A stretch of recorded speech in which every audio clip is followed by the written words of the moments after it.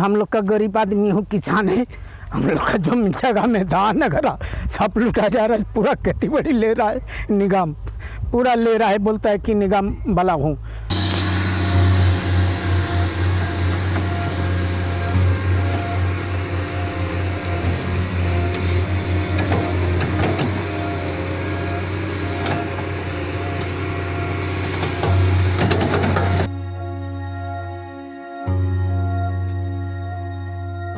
किसान जिसका काम खेत में हल जोतना और अनाज उत्पादन करना है, किसान जो लोगों के पेट भरने का काम करता है, वो किसान जिसका पूरा जीवन फसलों को उगाना और उनकी देखभाल करने जैसे कामों में ही गुजर जाता है, किसान जिसका जन्म किसान परिवार में होता है और मरने तक वो किसान ही रहता है।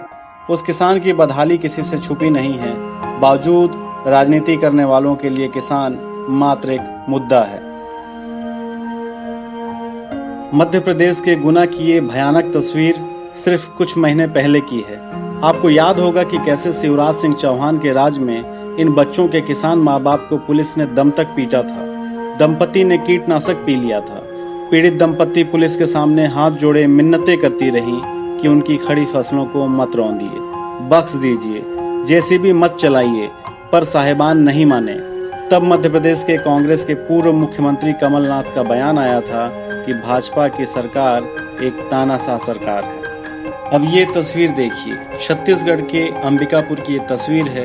यह भी कह सकते हैं कि कांग्रेस की सरकार वाले राज्य की यह तस्वीर है। टीएस बाबा यहाँ से विधायक हैं और प्रदेश में कैबिनेट मिनिस्टर भी, और तो और नगर निगम में भी कांग्रेस की ही सरकार है, जिसके इशारे पर 5 एकड़ खेत में लगी धान की फसल जेसीबी द्वारा रौंदने का महान काम किया जा रहा है। ये बताने की जरूरत नहीं है कि यहाँ के मेयर डॉक्टर अजय तिर्की जितना सभ्य और संवेदनशील हैं, उनकी ये संवेदनशीलता का ही एक जीता जागता प्रमाण है। किसान हितैषी बताने वाली कांग्रेस को अंबिकापुर नगर निगम का ये टुच्चापन देखना चाहिए और चुल्लू भर पानी में यदि डूब कर मरने में शर्म आ रही हो तो कम से कम धान के बोनस पर राजनीति करने से पहले इस किसान के बर्बाद हुए धान की कीमत इसे जाकर सम्मानजनक तरीके से प्रदान करनी चाहिए।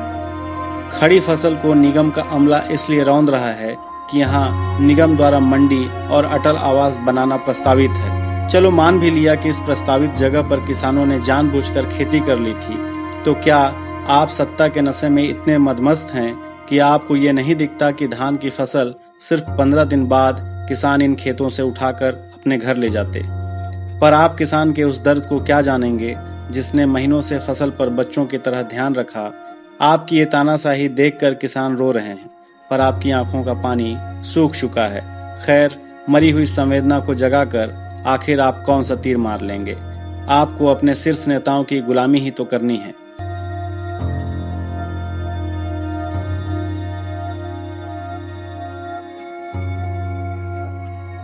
हम लोग का गरीब आदमी हूँ, किसान है। हम लोग का जो जगह में धान वगैरह सब लूटा जा रहा है। पूरा खेती बाड़ी ले रहा है निगम, पूरा ले रहा है। बोलता है कि निगम वाला हूँ, और हम लोग का 7 पट्टक वगैरह कुछ नहीं देते हैं। हम लोग कितना दिन से जब आया हूँ तब से हम लोग की यहाँ जिए खा रहा हूँ, सब हम लोग का बर्बाद कर दे रहा है सर। हम लोग का बचना मुश्किल हो रहा है। बताइए, आप खुद देख रहे हैं कितना नुकसान हुआ है। कितना, कम से कम देखिए, मेरे यहाँ से पूरा रोड जा रहा है, फिर बोल रहा है कि यहाँ से तुम्हारा धान कटने के बाद पूरा तुम्हारा जगह जमीन भी चले जाएगा, तुम्हारा घर दूरा भी तोड़ जाएगा। ऐसा बोलता है सर। आए के सब बड़े बड़े साहब लोग कहता है हम लोग का अनपढ़ हूँ, ना पढ़ा लिखा जानता हूँ, ना कुछ है सर। आके ऐसे हम लोग का धमकी देता है, सब कुछ करता है। और देखिए आपका सामने ऊपर सब ले रहा है कि नहीं, आप देख लीजिए खुद, सही है कि झूठ है। आया था यहाँ पास बोलने के लिए वही निगम का बोलता है कि हम लोग निगम का हूँ, वही बोलता है। खाली रायपुर से भी आता है, बोलता है कि हम रायपुर से आया हूँ। वो बोलता है कि हम निगम के भेज दिया है। हम बाल बच्चे लेके जिए रहे हैं सर। हम लोग का जब सरकार जमीन दिया है तो हम लोग का कुछ करे। जब सरकार ले रहा है तो सरकार हम लोग को काहे दिए हैं सर? आप बताइए, काहे हम लोग यहाँ बैठे हो? हम लोग उड़ के तो ऊपर में तो पैदा नहीं हुआ सर, धरती में ना पैदा हुआ हूँ। खेती करने में 50,000 रुपया अभी मेरा लगा था, क्योंकि पूरा ट्रैक्टर से काम करवाना है, बीज भी खरीद के लगाना है, खाद भी खरीद के लगाना है, लेबर भी खरीद के ही लाना है अपने को। बहुत ज़्यादा लागत लगा था। उम्मीद था कि इसमें हमको लाखों रुपए मिलेगा, लेकिन ये तो जेसीबी हैडा द्वारा पूरा रौंद दिया गया।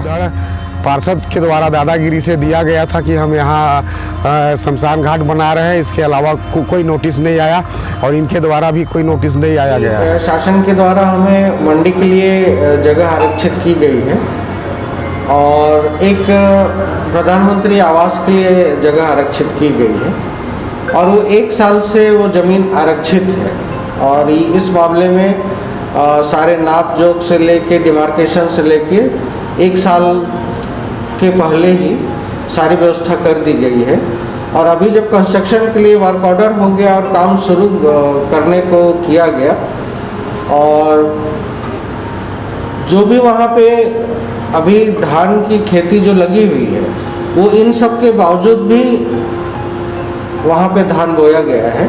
इस बात को मैं सही मानूंगा कि खड़ा फसल है, अभी धान फूट भी गए हैं।